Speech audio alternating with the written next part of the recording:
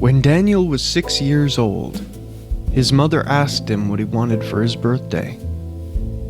He thought for a long time, then said, "I'd like a bag of thumbtacks, please." His mother laughed. "That's all?" "That's all," Daniel said. So she bought him a bag of thumbtacks. Every birthday after that, it was the same. His parents would ask, "What would you like, Daniel?" And he would say, "Thumbtacks, just a bag." Christmas, thumbtacks. Easter, thumbtacks. One year, his grandmother tried to be clever and got him a toy train set. He thanked her politely and later bought himself a bag of thumbtacks with his allowance. When Daniel graduated high school, his friends gave him books, a watch, a wallet. His parents asked him again. "You already know," Daniel smiled. They bought him a large velvet sack filled with shimmering thumbtacks. No one could figure it out.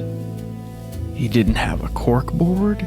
He never seemed interested in showing off his collection. He never seemed to keep them very long. They'd vanish, and then the next occasion would come and he'd want more.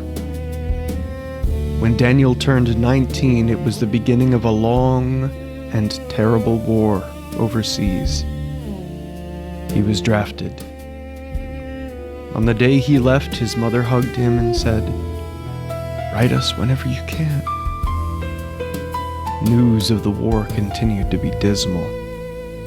Daniel's family waited, making every effort to forget, so that his absence didn't have to weigh down on them endlessly. Weeks passed before his first letter arrived. It was short. "Dear Mom and Dad, please send more thumbtacks. Love, Daniel." They did. Daniel's letters were sporadic, but it always seemed a miracle when they appeared. Daniel's mother would write endlessly in her office, hoping to get a reply. They wanted to know what was happening on the front lines. Just how bad was it? When Daniel's letters arrived, they were torn, smudged, rain-soaked, but always the same. "Please send more thumbtacks." They never asked why. Maybe it was his way of coping. Maybe it was something that reminded him of home. Once, during a particularly fierce winter, no letter came for 3 months. His mother sat by the window every day, waiting for the mailman. Finally, a crumpled envelope arrived, marked from a field hospital. It read, "Cold here. Please send more thumbtacks." They sent them. 2 years later, the war ended. Daniel came home, lean, well-ordered, and so eerily quiet. People asked him what he'd done during the war, and he would smile faintly and change the subject. His parents hoped the requests would stop. But on his next birthday, he simply said, "You know what I'd like." Time passed. Daniel moved to the city, worked a series of jobs, made friends, fell in love. But always, whether it was birthdays, holidays, or if he received quaint postcards from far-off towns, nothing would satisfy him other than thumbtacks. When he was 27, he was in a terrible car accident. He was hospitalized with all sorts of broken bones. The doctor told him that he would never walk as he once did. that he was now a cripple. And for the rest of his life, Daniel would have to take pills for the breathing episodes from neurological damage that had an effect on his lungs. Recovery was but a distant thought. His voice had become weak, and it tired him to have visitors, though he loved having company in the wreckage of his life. From his hospital bed, he wrote a letter to his girlfriend, Charlotte.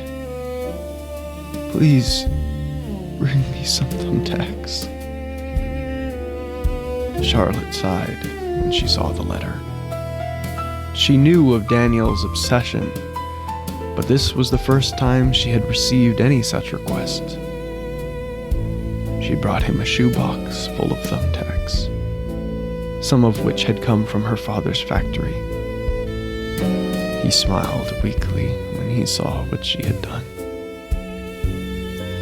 Years later, when Daniel was 31, an illness struck him suddenly.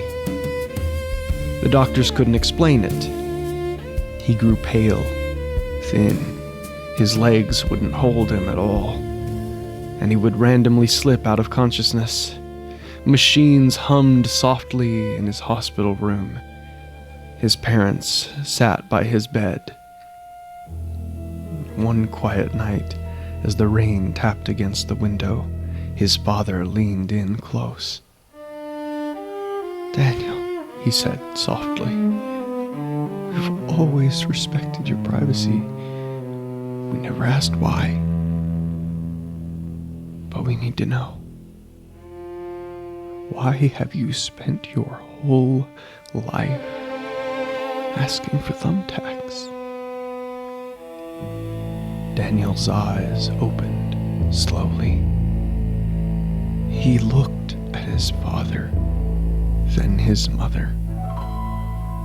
He smiled that faint signature smile. Thumbtacks.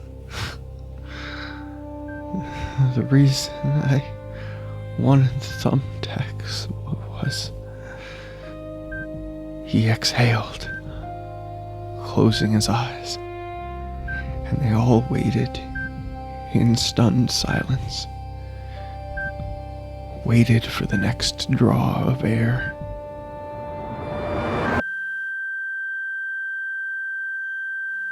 But he had died.